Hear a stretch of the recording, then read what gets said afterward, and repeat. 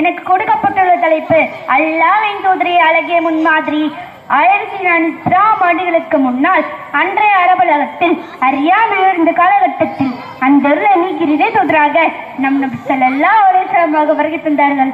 நபி ஸல்லல்லாஹு அலைஹி வஸல்லம் அழகிய போல் இந்த வாழ்க்கையானது அறியாமல் அழகிய வாழ்க்கைக்கு முறையாக மக்கள் தந்ததோடு இன்றும் அந்த வாழ்க்கை முறை பின்பற்றி நடக்கும் அரிய வாழ்க்கை நபி ஸல்லல்லாஹு அலைஹி வஸல்லம் மூலம் அல்லாஹ் நமக்கு தந்ததோடு அல்லாமல் நபி ஸல்லல்லாஹு அலைஹி வஸல்லம் நற்குணங்களை நிறைந்தவர்களாய் நற்குணங்களை தம் திருமலை நமக்கு அறிவித்துக் கொண்டுள்ளான்.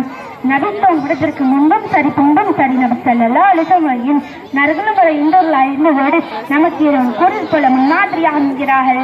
அல் குர்ஆன் கூறுகிறது, அல்லாஹ் முடித்தினாலை நம்பி அல்லாஹ் எதை நினைக்கும் உங்களுக்கு அல்லாஹ் இவரிடம் அழகிய முன்மாதிரி இருக்கின்றது. அழகிய முன்மாதிரி என்று இறைவன் சொல்லக்கூடியவருக்கு நம் நபி ஸல்லல்லாஹு அலைஹி வஸல்லம் இருக்க நம்மில் சில தனக்கு முன்மாதிரி என்று சில நடிகர்களும் நேர்சரையும் கூறிக்கொண்டு நரகத்தை நோக்கி சென்று கொண்டிருக்கின்றார்கள். அதிலிருந்து அல்லாஹ் நம்மை காப்பானாக. நீர் மகத்தான நற்குணத்தில் இருக்கின்றீர்.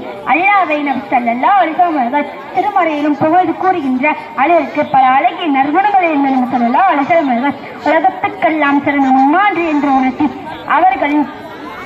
அவர்களின் நற்குணங்களை தம் வாழ்க்கையை செயல்படுத்த வேண்டும். பொறுமை மேன்மையின் தலைவராக இருக்கும் அனைவருக்கு பொறுமை மேன்மை அவசியம்.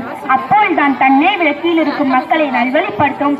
அவர்களின் செயல்களை சமயங்கள் கோபத்தை ஏற்படுத்தும்படி இருக்கும் போது அவர்களிடம் மேன்மையாக நடந்து கொண்ட பொன்மைக்காதவர்களுக்கு நல்வழி காட்ட முடியும்.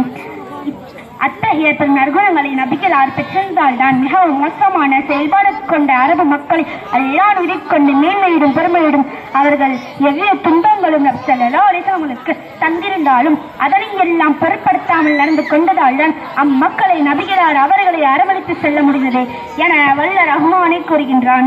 முஹம்மதை அல்லாஹ்வின் அருளை காரணமாகவே அவர்களிடம் நல்லினமாக நீர் நடந்து கொள்கிறீர். முரட்டுத்தன முறையிலாகவும் கடினம் உள்ள முடியலாகவும் நீர் இருந்தால் அவர் உம்மை விட்டு ஓடியிருப்பார்கள். அவர்களை மன்னிப்பீராக, அவர்களுக்கு பாவ மன்னிப்பை செய்வீராக. இத்தகைய முன்மாதிரியை நபி ஸல்லல்லாஹு அலைஹி வஸல்லம் இருக்கும் போதில் நாம் ஏன் பின்பற்றி பாவத்தில் மூடக்கூடிய காரியங்களை செய்ய வேண்டும்? சற்று சிந்தித்து பாருங்கள். மிகவும் மோசமான செயல்களில் ஈடுபட்டுக் கொண்டு நபி ஸல்லல்லாஹு அலைஹி வஸல்லம் கொல்ல முயன்றவர்களுமே நபி ஸல்லல்லாஹு அலைஹி வஸல்லம் பொறுமை காத்து மேன்மையுடன் நடந்து கொள்கிறார்கள். ஏனிலும் சிறு சிறு விஷயத்துக்கு கூட நாம் ஏன் பொறுமையை இழந்து